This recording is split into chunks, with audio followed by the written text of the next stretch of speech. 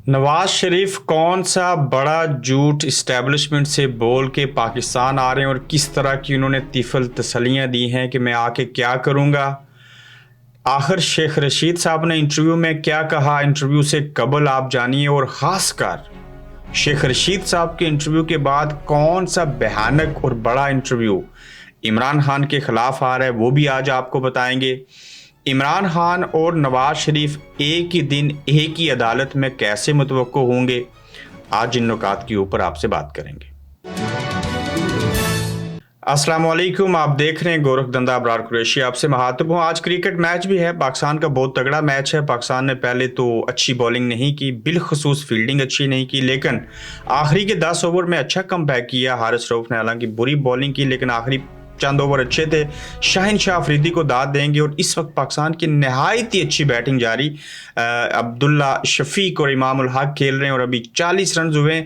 बहुत अच्छी जो इनकी पर ओवर स्कोर है अच्छा है, 5 ओवर में 40 रन बनाए हैं, कोई विकेट नहीं। देखते हैं क्या होता है। अगर पाकिस्तान ये मैच जीत गया तो यकीनन आगे भी पाकिस्तान सेमीफाइनल तक आसानी से चला जाएगा, क्योंकि ऑस्ट्रेलिया के लिए ये मैच ज़्यादा इंपॉर्टेंट है जबकि पाकिस्तान के ऊपर प्रेशर कम है। आते हैं आज की सियासी खबरों के ऊपर। यकीनन मैच के दौरान उसके बावजूद आप ये खबरें देखेंगे क्योंकि बेशुमार इनसाइड स्टोरीज हैं और आप हैरान होंगे ये सारा कुछ समझ के। नवाज शरीफ साहब ने एस्टेब्लिशमेंट से क्या झूठ बोला, बल्कि इसको आगे ले जाते हैं, आखिर पे डिस्कस करते हैं। पहले हम शेख रशीद साहब ने इंटरव्यू में क्या कहा और शेख साहब के इंटरव्यू के बाद किसका इंटरव्यू आएगा। जी, सबसे पहली चीज़ कि शेख साहब का इंटरव्यू एक तो आपको पता चल गया, लेकिन मुझे गुज़श्ता रोज़ से पता था कि इंटरव्यू वाकई रिकॉर्ड हुआ है और मुनीब फारूक ने किया है। इंटरव्यू रिकॉर्ड होने के बाद 3 बड़ों के पास गया, एक इदारे के पास गया, उस इदारे के लोगों ने बैठ के उसमें एडिटिंग करवाई। आखिर शेख रशीद साहब ने इस इंटरव्यू में क्या कहा, एक तो नुक्ता टीजर की शक्ल में आपके पास आ गया है कि मैं चिल्ला काट रहा था और जो भी इस्टेब्लिशमेंट से टकराए वो तबाह हो जाता है।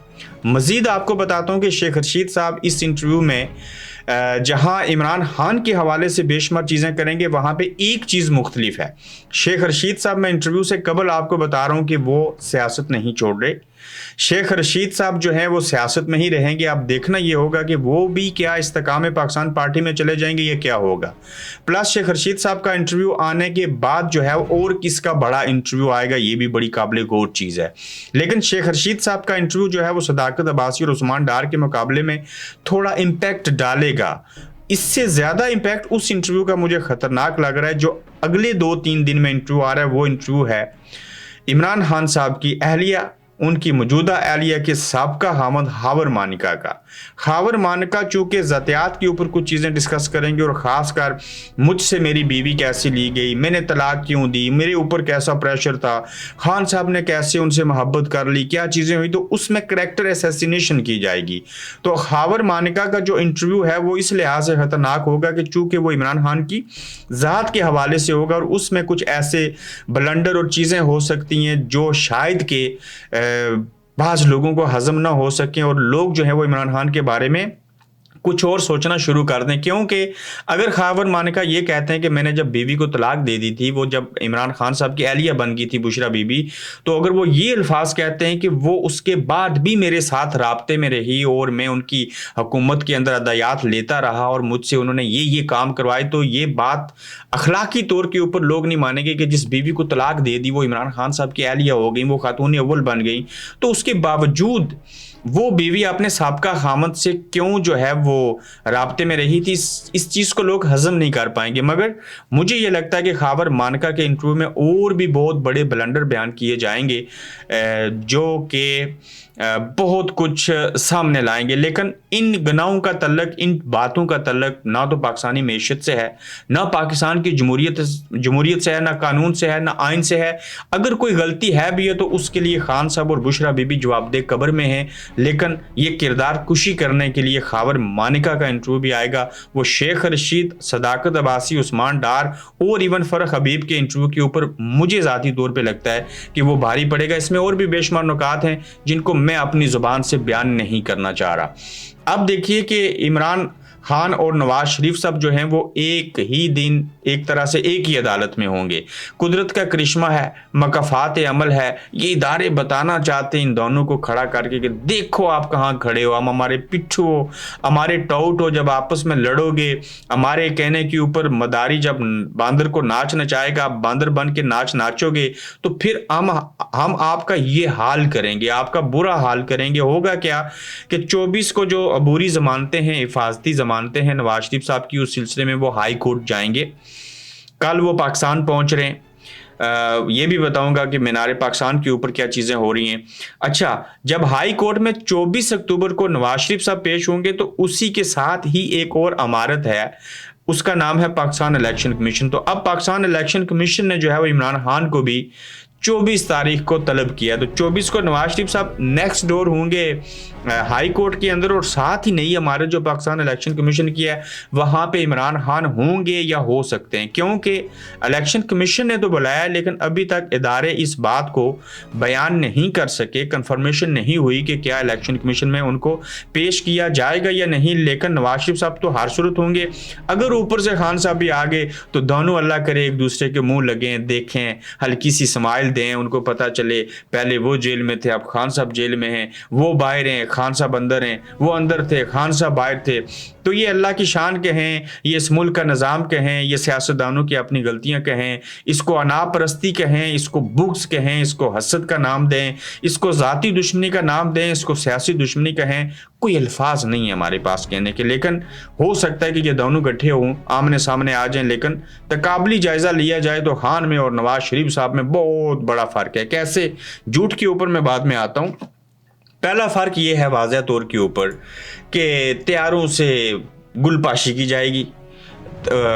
सिविल एविएशन ने इजाज़त दे दी कि जहाज़ों से जहाज़ पर गुलपाशी करो या जहाज़ से नवाज शरीफ साहब के ऊपर गुलपाशी करो। बड़े अमीर लोग हैं, इनके पास तो पैसे नहीं थे कि जहर खाया जाए। फिर देखिए जनाब, यहाँ पे लाहौर के अंदर आप अगर मनाजर देखें मीनार पाकिस्तान के आसपास तो हर 6 फीट के फासले के ऊपर जनाब लाइट्स लगी हैं। फिर देखें कि वहाँ पे जो बैनर्स लगे थे उनके ऊपर कोई काली स्याही फेंक रहा है। फिर आप देखें कि नवाज शरीफ साहब की वापसी पर सिक्योरिटी प्लान 10,000 से जायद एहलकार तैनात होंगे, 25,000 ट्रैफिक वार्डन जो हैं वो होंगे, 10,000 सादा लिबास में अफराद एजेंसियों के तैनात किए जाएंगे। कहा था ना फौज जलसों में अपने बंदे भेजती है, ये 10 नहीं ये 25 होंगे अगर उन्हें मदद करनी हुई तो। अब आगे देखिए जनाब, लाहौर के तमाम SHO जलसे के रोज मौजूद होंगे। हर SHO को इस्तेमाल के लिए एक एक जिला दे दिया गया है। अब मैं आपको एक नुक्ता बताता हूँ, 10,000 सिक्योरिटी एहलकार हैं, 25,000 ट्रैफिक वार्डन हैं, 35 हो गए, और 10,000 सादा लिबास में पाकिस्तान ISI इंटेलिजेंस मुख्तलिफ एजेंसियों के लोग होंगे। कितने हो गए? 45,000 लोग तो एक इदारे ने भाईजान, 2 इदारों ने आपको प्रोवाइड कर दिए। तो मियाँ साहब का इस्तकबाल में तो वाकई 10 लाख लोग होंगे। वो लोग होंगे, वो फरिश्ते होंगे, वो नामालूम अफराद होंगे। देखते जाएं, सुनते जाएं, शर्माते जाएं, ये हमारे मुल्क का निज़ाम है। यहाँ पे एक इदारा इनको उतारता भी है, इनको ऊपर भी लेके जाता है, इनको जैसे शटअप कहता है ये हो जाते हैं, इनको अपने बंदे बेच के भी सपोर्ट करता है। नवाज शरीफ साहब ने किस नौयत का एस्टेब्लिशमेंट से झूठ बोला, ये बड़ा इंटरेस्टिंग सब्जेक्ट है, इसके ऊपर मैं आता हूँ। और उस सिलसिले में आप ये देखिए जनाब आली कि सऊदी अरेबिया में नवाज शरीफ साहब हैं, वहाँ से उन्होंने कहा है नवाज इसहाक डार साहब के ज़रिए इस्टेब्लिशमेंट को, जिसकी वजह से इस्टेब्लिशमेंट ने थोड़ी सी हमदर्दी दिखाई है और थोड़ा सा नरम लहजा इख्तियार किया है नवाज शरीफ साहब के हवाले से। झूठ ये बोला गया, मैं बड़ी अंदर की खबर आपको बता रहा हूँ कि नवाज शरीफ साहब ने कहा जी कि सऊदी अरेबिया वाले बहुत बड़ी इन्वेस्टमेंट देंगे, बहुत जल्द वो इन्वेस्टमेंट आ जाएगी, इससे मुल्क में खुशहाली आएगी। और ये बात इसहाक डार साहब ने इस्टेब्लिशमेंट को बताई। और सच ये है कि ये झूठ बोला गया है। नून लीग ने, मियाँ साहब ने ये लॉलीपॉप दिया है ताकि उनके लिए रास्ता बने और वक्ती उम्मीदें जो हैं वो पूरी होती हुई दिखाई दें। क्रिकेट मैच की अपडेट ये है कि 46 रन हो गया और 7.1 ओवर हुए हैं। सो फार अच्छे जा रहे हैं, 368 का टारगेट है। तो मैच के बाद फिर कोशिश करेंगे कि आपसे दोबारा मुलाकात हो। आप देख रहे हैं गोरखधंधा अब्रार कुरैशी के साथ।